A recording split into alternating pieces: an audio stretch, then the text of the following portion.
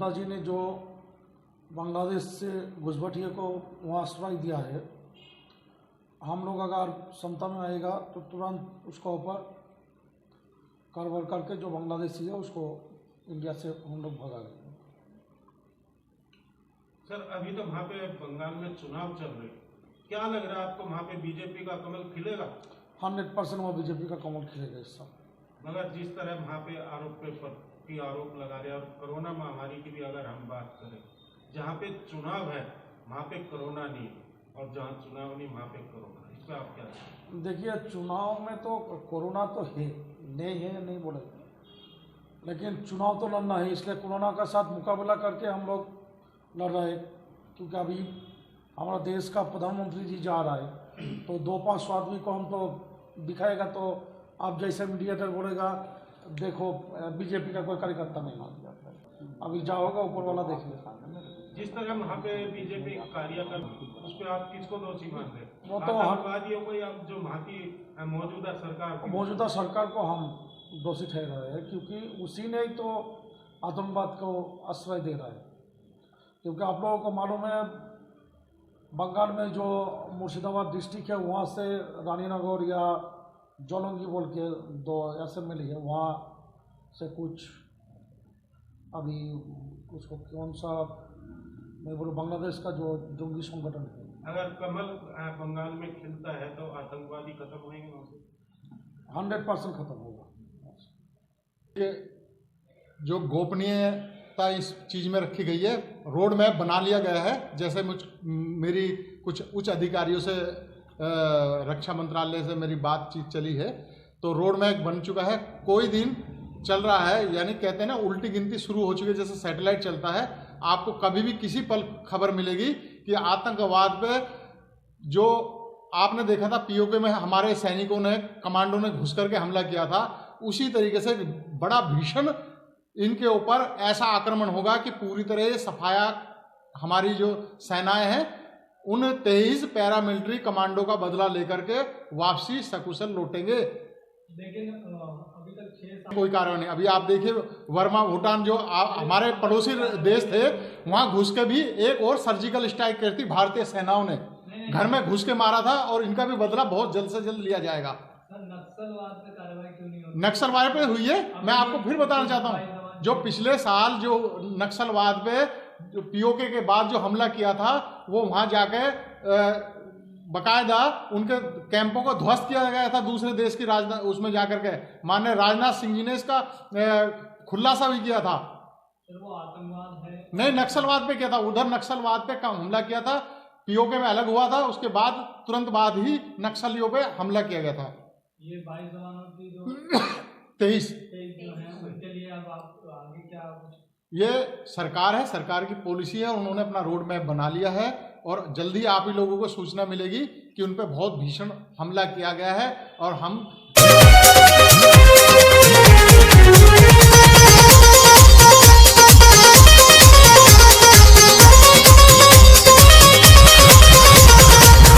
पूर्ण विषय है, वो है आतंकवाद और नक्सलवाद से जुड़ा हुआ।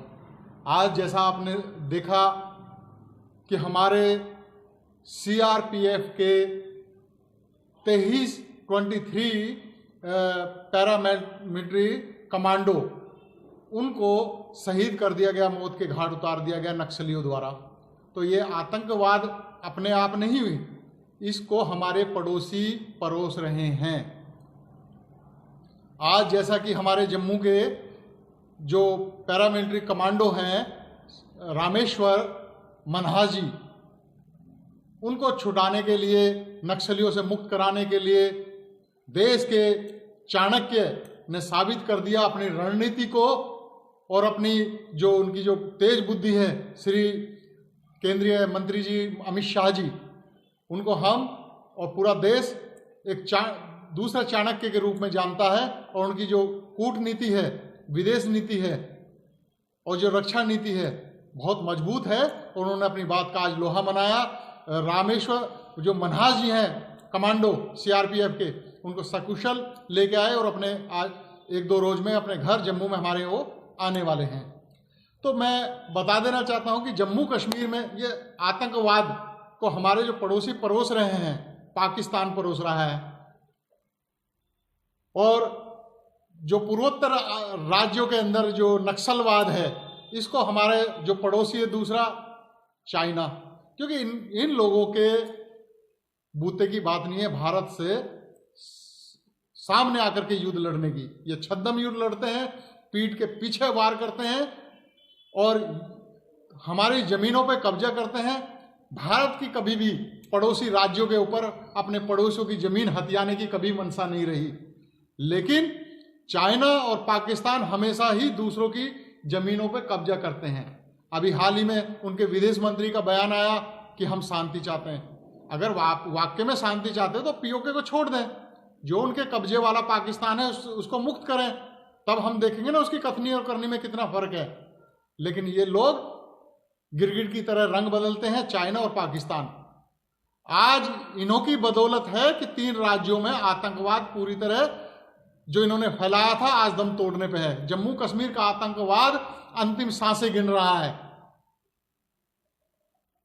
वेस्ट बंगाल से हमारे जो अध्यक्ष साहब आए हैं, वहां पर जो आतंकवाद को जो राजनीति का रूप दे दिया गया है, हर कार्यकर्ता के ऊपर, सबसे ज्यादा भारतीय जनता पार्टी का जो कार्यकर्ता है उसके ऊपर बम गोलियों से उनके ऊपर बौछार करता हूं। कुछ दिनों की मेहमान है वहां की जो वर्तमान सरकार है, और भारतीय जनता पार्टी का कमल खिलेगा और यह आतंकवाद वहां से भी समाप्ति की तरफ बढ़ रहा है।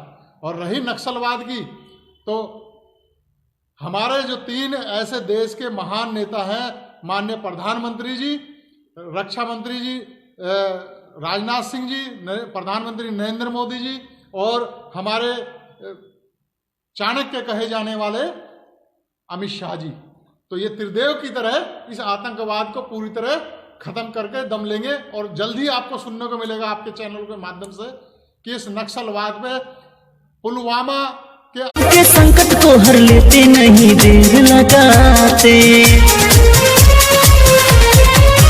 बाबा अमरनाथ के द्वारे जो भी दुखियारे आते, सबके संकट को हर लेते नहीं देर लगाते।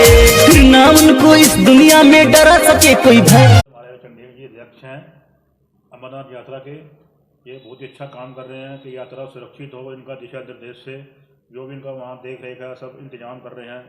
अमरनाथ यात्रा बिल्कुल सुरक्षित हो हिंदुओं के लिए, यात्रा बिल्कुल सही सलामत आए, किसी को कोई रोक टोक ना हो, ये वो इनके दिशा निर्देश से सब काम हो रहा है। हम आप एक गीत प्रस्तुत कर रहे हैं जो बनाया हमने अमरनाथ यात्रा पे, वो प्रस्तुत करें। ये एक सुभाष जी हैं, उनके मार्गदर्शन में इस